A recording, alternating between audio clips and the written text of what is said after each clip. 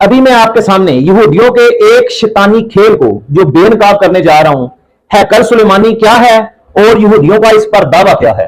यहूदी दावा करते हैं कि जिस जगह मस्जिद अक्सा है ना मुसलमानों की, वहां इनका जो है ना वो मोहब्बत था कभी। और आप साहब जानते हैं कि मुसलमान अपने लिए इस जगह को मुकद्दस जानते हैं, लेकिन यहूदियों का अकीदा है कि इस मस्जिद को शहीद करके इस जगह हैकल सुलेमानी की जो दोबारा तमीर की जाए। वो हैकल के पसमानदा दीवार में जो वाकया दरवाजे के मुतल्लक समझते हैं कि ये क़यामत से पहले उनके बादशाह की वापसी का वो जो दरवाजा है, वो रास्ता है उनके बादशाह का।